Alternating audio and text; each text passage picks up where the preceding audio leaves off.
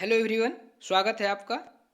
आज के लेसन में हम बात करने वाले हैं कि विशेष विवाह अधिनियम क्या है, special marriage act.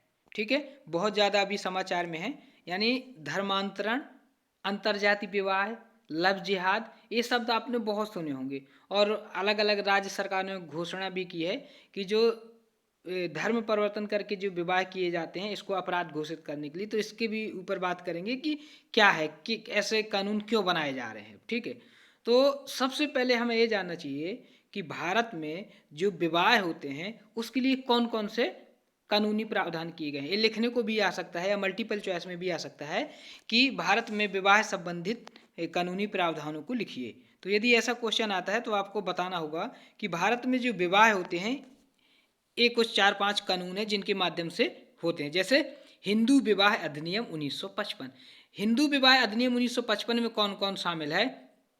Hindu, Sikh, बौद्ध, जैन। ठीक है, इतने लोगों के यदि व्यक्ति शादी कर रहे हैं, दो आपस में सहमत हैं, तो इनमें क्या है कि हिंदू है या बौद्ध है या जैन है या सिख है, इनको विवाह करना है आपस में, तो वो हिंदू विवाह अधिनियम 1955 के प्रावधान के अनुसार करेंगे। यदि कोई मुस्लिम है तो मुस्लिम पर्सनल लॉ 1937 के जो प्रावधान है उनके आधार पे विवाह करेगा। यदि कोई ईसाई है तो भारतीय ईसाई विवाह अधिनियम 1872, ठीक है, उनके प्रावधान जो हैं उसके अनुसार वो शादी करेगा। पारसी विवाह और विवाह विच्छेद अधिनियम 1936 से पारसी के लिए। तो कुल मिला के अपने यहाँ जितने भी धर्म है सभी के लिए कोई ना कोई कानूनी प्रावधान है, चाहे वो हिंदू हो, मुस्लिम हो, सिख, ईसाई, सब के लिए है। तो आपको हिंदू में याद रखना है कि बौद्ध शामिल है, जैन शामिल है, सिख शामिल है और हिंदू शामिल है 1955। अब ये तो आपको बता दिया कि हिंदू है, मुस्लिम है, ईसाई है, पारसी है, सिख है, बौद्ध है, तो किस कानून के तहत वो आपस में जाके शादी कर सकते हैं। लेकिन यदि कोई हिंदू है और कोई मुस्लिम है, या हिंदू है पारसी है, या हिंदू है ईसाई है, उनको शादी करना है तो वो क्या करेंगे? क्योंकि ये जो कानून है ये धार्मिक अनुसार है। मुस्लिम को करना है तो मुस्लिम पर्सनल लॉ है। अब लेकिन एक लड़का एक लड़की अलग अलग धर्म के हैं, मान लीजिए लड़का हिंदू है, लड़की मुस्लिम है, ठीक है, या लड़का हिंदू है, लड़की पारसी है। अब उन दोनों को शादी करना है तो किस कानूनी प्रावधान के अनुसार करेंगे? उसके लिए समस्या ना हो इसके लिए बनाया गया था विशेष विवाह अधिनियम 1954।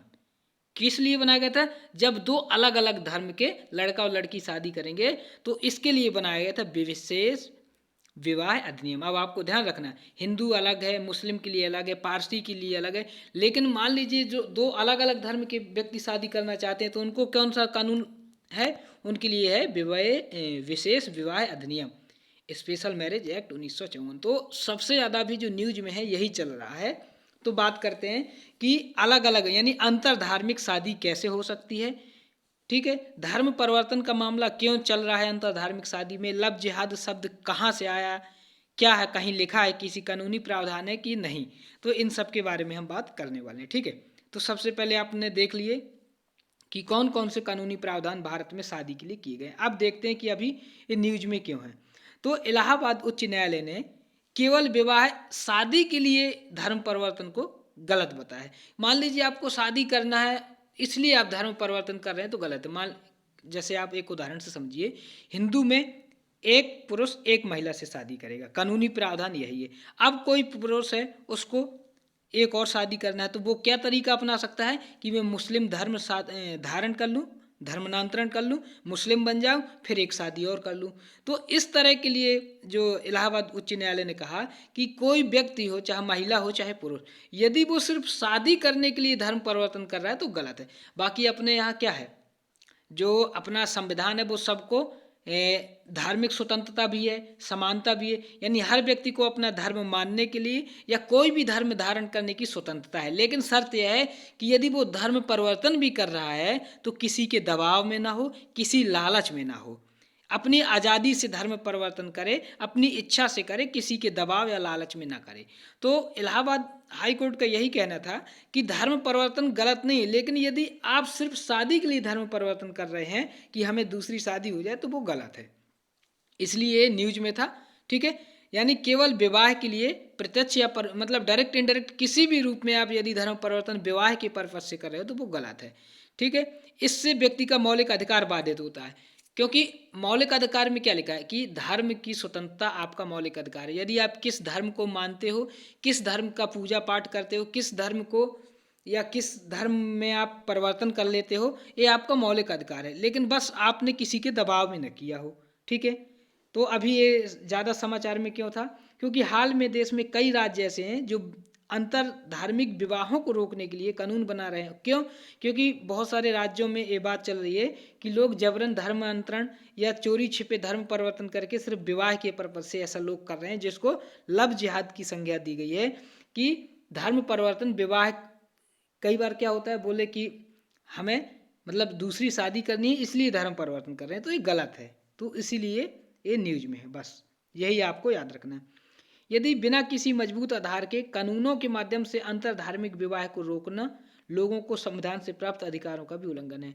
साथ में यदि अपन थोड़ा सा बात करें संवैधानिक प्रावधान के, तो संविधान ने कहा है कि किसी भी व्यक्ति को कौन सा धर्म पालन करना है, किससे शादी करना है, ये सब उसकी व्यक्तिगत स्वतंत्रता है, उसके मौलिक अधिकार हैं।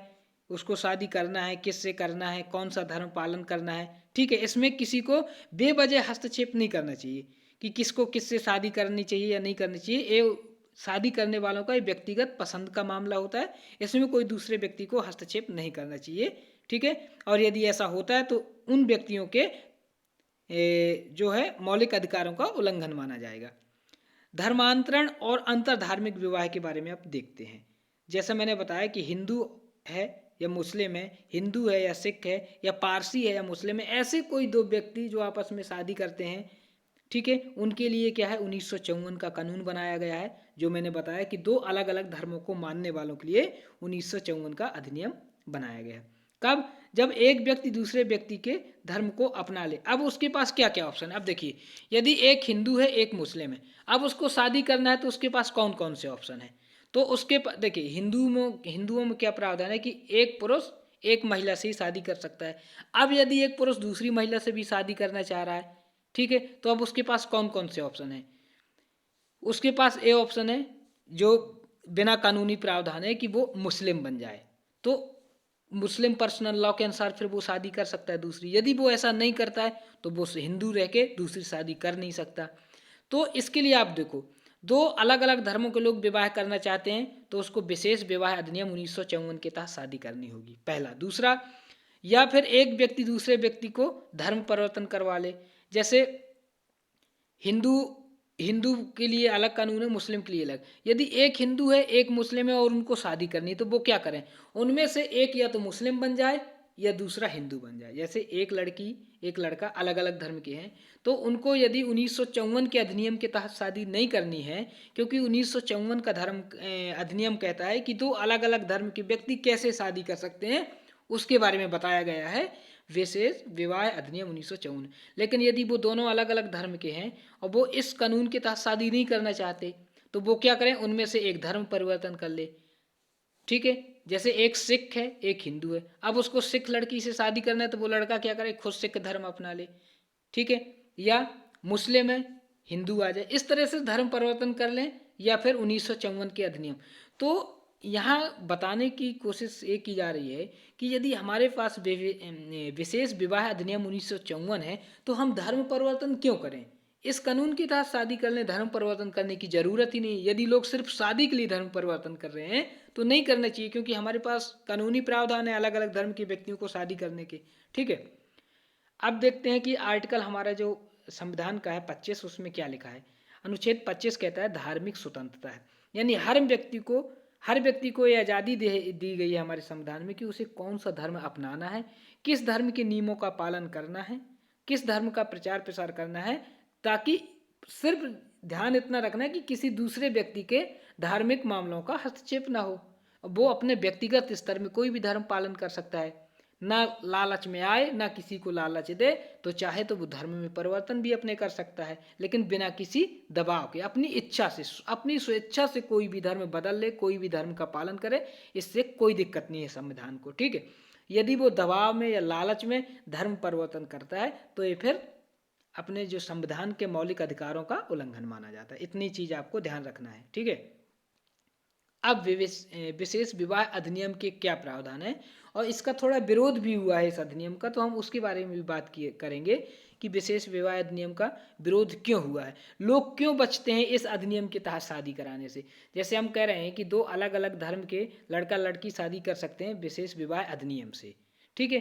तो फिर क्यों ऐसा करते हैं कि उनको धर्म परिवर्तन करना पड़ रहा है, इस ताकि इस कानून का सहारा न लेना पड़े। तो इस पे भी बात करेंगे कि इस कानून का सहारा लेने से लोग क्यों डर रहे हैं, ठीक है। और दूसरा, मैंने बार बार मैं एक बात बोल रहा हूँ कि एक लड़का एक लड़की अलग अलग धर्म के हैं तो 1954 के अधिनियम के तहत शादी कर सकते हैं, लेकिन यदि दोनों लड़का लड़का है या दोनों लड़की लड़की उनको शादी करना है तो इस अधिनियम में उसके बारे में नहीं। इसलिए भी इसका थोड़ा सा विरोध हुआ है कि उनके अब आजकल अपन को मालूम है कि समलैंगिकता को अपने यहाँ सिक्योरिटी मिल गई है, कोर्ट ने बोल दिया है कि समलैंगिक विवाह हो सकते हैं। यदि समलैंगिक विवाह हो सकते हैं तो फिर इस अधिनियम में उनके बारे में भी होना चाहिए कि यदि कोई दो लड़का आपस में शादी करना चाह रहे हैं, अलग अलग धर्म के हैं, तो 1954 का जो अधिनियम है विशेष विवाह अधिनियम, वो क्यों नहीं बताता इसके बारे में। तो इसलिए भी इसका विरोध हो रहा है कि इसमें इस चीज़ को भी ऐड करना चाहिए कि सेम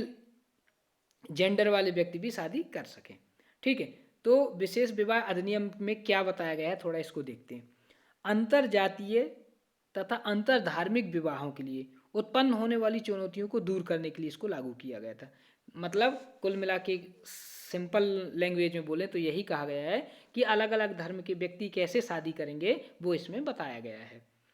ओके, इसमें बताया गया है कि शादी करने के लिए उनको पंजीकरण कैसे कराना है, शादी का रजिस्ट्रेशन कराना होगा ना, तो उसमें पूरी प्रोसेस बताई गई है 1954 के अधिनियम में।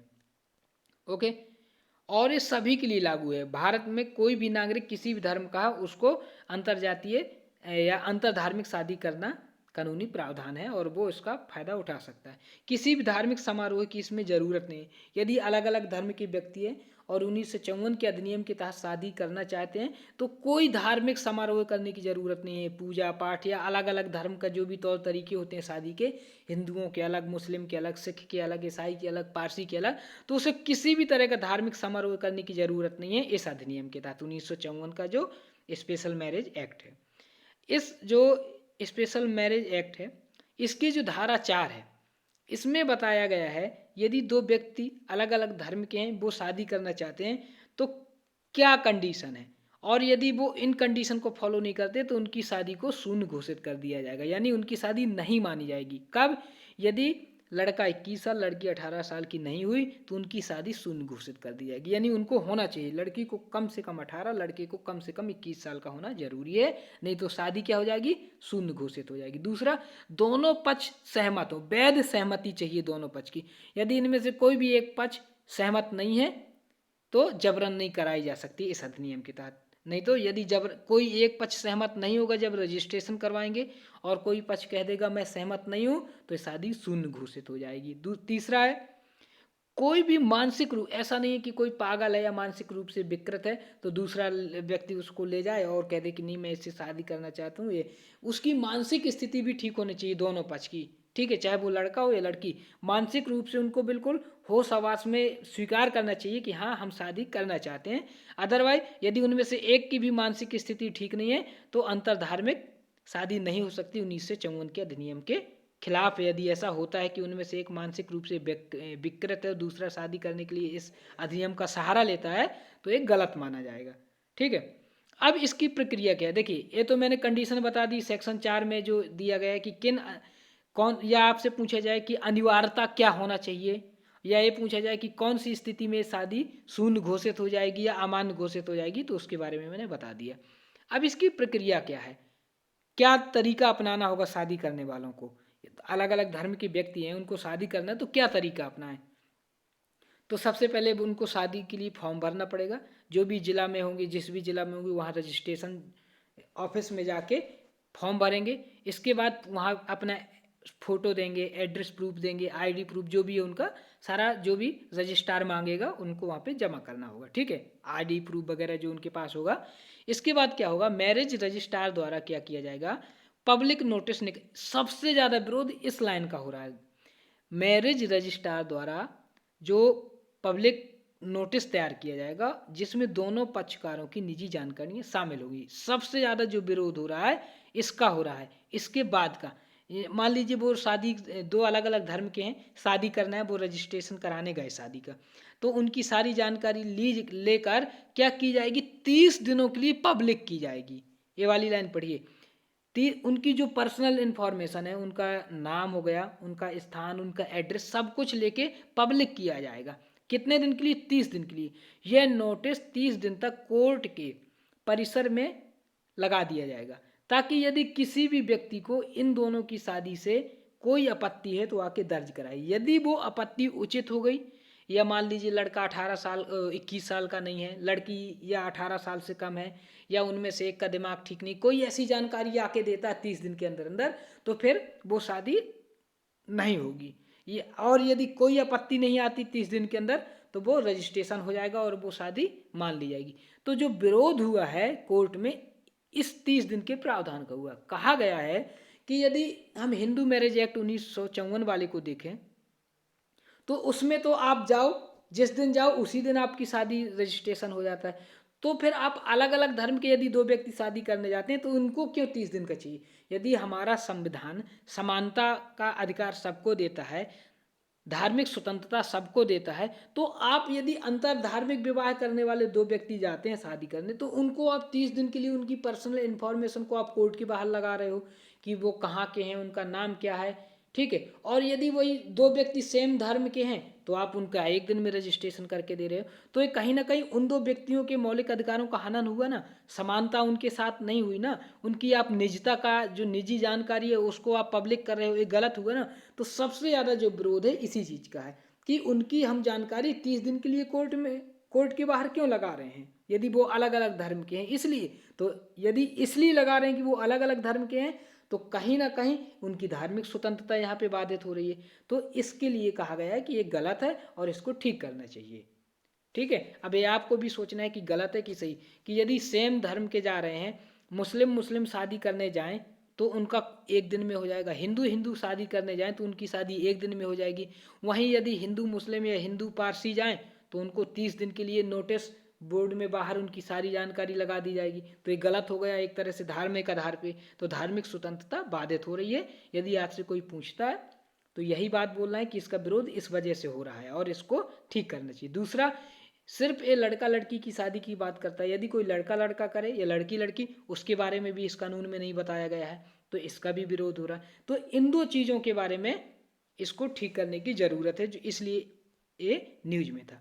आपत्तियां नहीं आने पर तय तारीख को शादी, जैसे 30 दिन के लिए नोटिस लगाया और किसी भी व्यक्ति को इन दोनों की शादी से आपत्ति नहीं है, तो वो क्या होगा, फिर वो शादी कर दी जाएगी, रजिस्ट्रेशन हो जाएगा उनकी शादी का। अब एक तरह से विरोध इसलिए भी हो रहा कि यदि कोई अंतर धार्मिक विवाह कर रहा है, अलग अलग धर्म के दो व्यक्ति विवाह कर रहे हैं, तो 30 दिन के लिए आपने नोटिस लगाया, तो आप सोचो कितना उनके ऊपर दबाव रहेगा, समाज का दबाव रहेगा, उनके परिवार को भी हो सकता है धमकियां दी जाएं। 30 दिन में हो सकता है फिर उन्हीं का मन बदल जाए, क्योंकि इतनी ज़्यादा उनको धमकी मिलेगी, हमले भी हो सकते हैं, क्योंकि समाज विरोधी तत्व रहती है और इसका वो फायदा भी उठाएंगे। उनके जो पब्लिक नोटिस को लगाया गया है, उनके अफवाहें उनके ऊपर उड़ाई जाएंगी, ठीक है। तो इस तरह से 30 दिन का जो बनाया गया है गलत है। तो विशेष विवाह अधिनियम की क्या चुनौतियां हैं, अब आप समझ जाएंगे क्यों। क्योंकि ये सबसे बड़ी इसकी चुनौती तो यही है कि जब इतना अच्छा कानून हमारे देश में है कि आप अलग अलग धर्म के रहते हुए भी इस कानून के तहत शादी कर सकते हैं, तो फिर लोगों को शादी करने के लिए धर्म परिवर्तन करने की ज़रूरत क्यों है।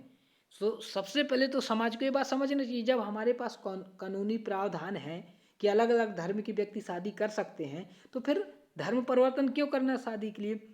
तो पहली चुनौती इसकी यही है कि इसको प्रक्रिया में, जो इसकी प्रक्रिया है, जो 30 दिन का जो समय देना है, ये गलत है। आप इनकी भी एक दिन में शादी खत्म करो ना, जैसे आप एक ही धर्म के व्यक्ति शादी करने जा रहे हैं, उनकी शादी आप उसी दिन कर दे रहे हो। अलग अलग धर्म के जा रहे हो तो आप 30 दिन ले रहे हो, पब्लिक नोटिस, उनकी सारी जानकारी पब्लिक में कर रहे हो, तो एक गलत है। तो पहली चुनौती तो इसकी यही है, ठीक है।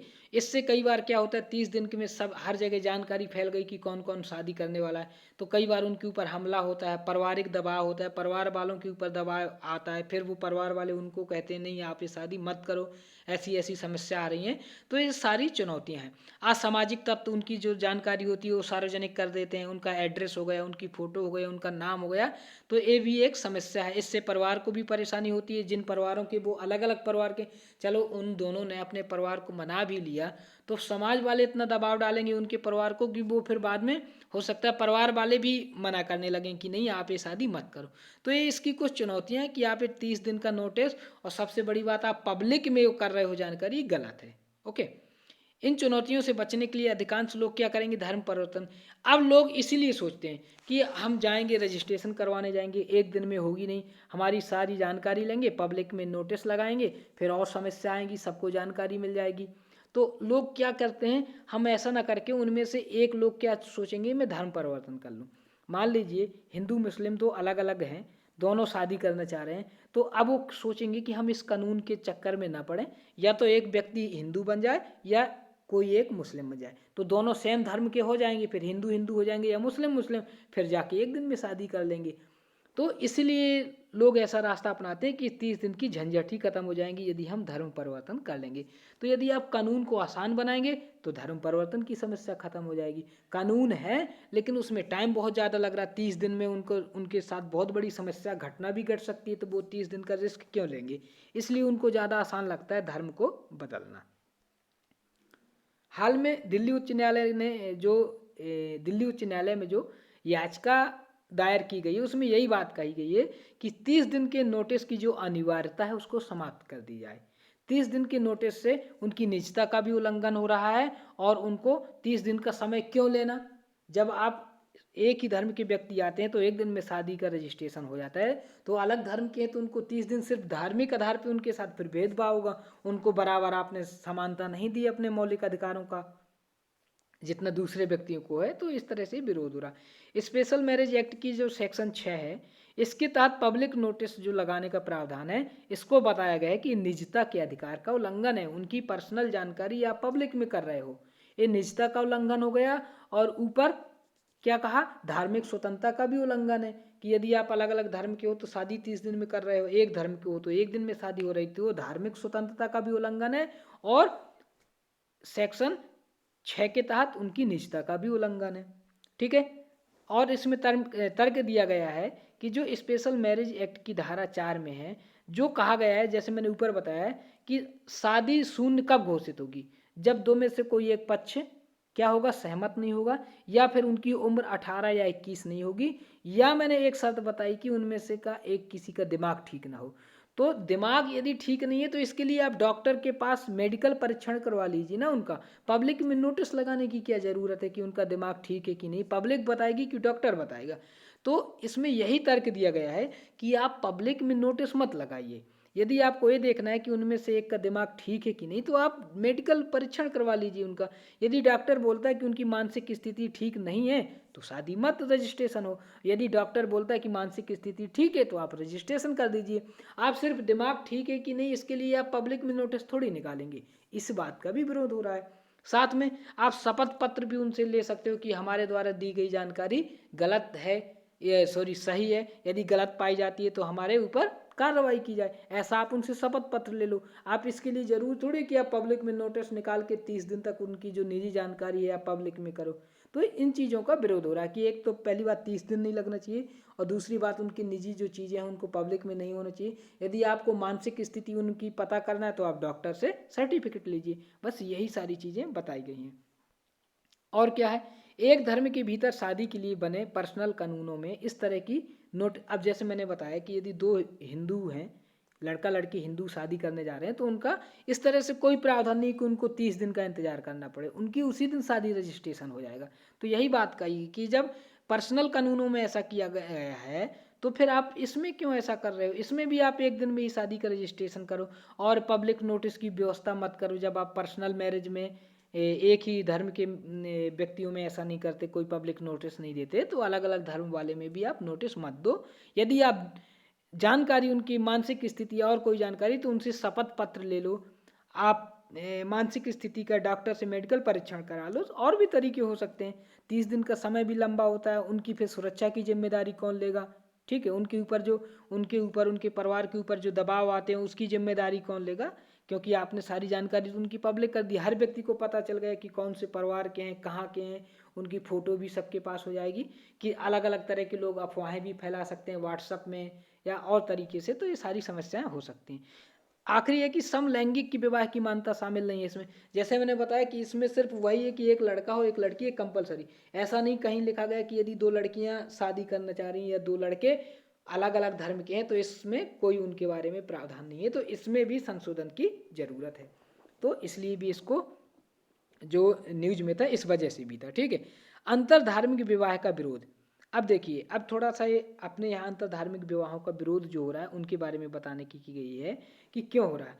तो बहुत सारे लोग जबरन ये आरोप लगाते हैं कि जो अंतर धार्मिक विवाह होते हैं ये मन से नहीं होते, ये जबरन कराए जाते हैं, कोई प्लान का हिस्सा होता है या किसी धर्म विशेष को अपने धर्म का प्रचार प्रसार करने के लिए वो ऐसा करते हैं। लेकिन ये चीज़ें कोई कानूनी प्रावधान नहीं है, ये सब अपने लोगों की अपनी अपनी विचार हैं, ऐसा बोलते हैं। आप ऐसा बिना सबूत के बोल नहीं सकते। और यदि ऐसा कहीं हुआ भी है तो आप उसको समानता हर जगह नहीं लागू कर सकते। ऐसा हो सकता है कि हुए हैं कुछ केस ऐसे सामने आए हों, तो इनको आप कानूनी तरीके से ले जाइए, ना कि इस तरह से नहीं कर देना चाहिए कि उसको आप सांप्रदायिक पूरा रूप दे दें और समस्याएं दूसरी तरह की क्रिएट हो जाएं। तो यदि ऐसा कहीं हुआ है तो उसको दूसरे तरीके से आप देखिए। ठीक है, आप पूरी तरह से अंतरधार्मिक विवाह रोकना तो गलत हो जाएगा। यदि हमारा देश विविधता वाला है तो विविधता तभी बनी रहेगी तब अंतर धार्मिक विवाह भी होंगे और अंतर जातीय विवाह होंगे, तभी वो विविधता कायम रहेगी। नहीं तो यदि विविधता बन नहीं रहेगी तो फिर यहाँ की जो अनेकता में एकता है वो कल्चर नहीं रह जाएगा। ठीक है, तो ये चीज़ आपको ध्यान रखना है। तो ये जो कानूनी प्रावधान है इनको जो 2-3 जो समस्याएं, खासकर ये समस्याएं आपको याद रखना है कि जो दिन ज़्यादा लग रहे हैं, 30 दिन जो लग रहे हैं ये गलत है, 30 दिन नहीं लगना चाहिए। और दूसरा ये है कि समलैंगिक के लिए भी प्रावधान होना चाहिए। और एक बात यह है कि उनकी जो निजी जानकारी है वो पब्लिक में नहीं होना चाहिए। ठीक है, और यदि इस तरह की कोई चीज़ें हो रही हैं कि कोई चोरी छिपे जो शादी कर रहे हैं, अपनी धार्मिक पहचान छिपा के जो शादी कर रहे हैं, तो गलत है और उनके खिलाफ कानून होने चाहिए और उनके खिलाफ कार्रवाई भी होनी चाहिए। कहने का मतलब, यदि एक व्यक्ति अपनी धार्मिक पहचान छिपाता है और शादी करता है तो ये गलत है और इसके लिए दंड के प्रावधान होना चाहिए। लेकिन आप ऐसा नहीं करेंगे कि सिर्फ कहीं कुछ जगह ऐसे केस हो गए हो तो आप अंतर धार्मिक शादी ही ना होने दें या अंतर जातीय शादी ना होने दें, तो गलत है। ठीक है, तो इस तरह से थोड़ा सा ये देख लेते हैं कि और आप क्या सजेशन दे सकते हो जो ये समस्याएं हैं कम हो। तो आप बता सकते हो कि जो भी हमारे कानून है उनका प्रभावी कार्यान्वयन होना चाहिए और यदि संशोधन की ज़रूरत है तो उनमें संशोधन होना चाहिए। जो व्यक्ति की व्यक्तिगत स्वतंत्रता है, धार्मिक स्वतंत्रता है, इनको उचित तरीके से अलग अलग दोनों मुद्दे हैं कि किस व्यक्ति को किससे शादी करना है, उसको कौन सा धर्म मानना है, ये दोनों अलग मैटर हैं। ऐसा नहीं है उसका धर्म अलग हो सकता है, वो शादी किसी और से कर सकता है, उसकी निजी जानकारी निजता अलग हो सकती है, धार्मिक चीज़ अलग है। तो धर्म और व्यक्तिगत मामलों को अलग रखने की ज़रूरत है। ठीक है, समान नागरिक संहिता की भी बात कर लेनी चाहिए, क्योंकि यदि देश एक है तो सभी के लिए कानून भी एक होना चाहिए। हर धर्म के लिए अलग अलग कानून कर रहे हैं, ये भी गलत है। तो कहीं ना कहीं कोशिश करनी चाहिए धीरे धीरे कि समान नागरिक संहिता लागू हो, यानी सभी के लिए एक जैसे शादी के लिए कानून हो जाए, चाहे वो किस धर्म का है, हिंदू हो, मुस्लिम हो, सिख हो, ईसाई हो, पारसी हो, बौद्ध हो, जैन हो, सभी के लिए एक जैसा कानून होना चाहिए शादी के लिए।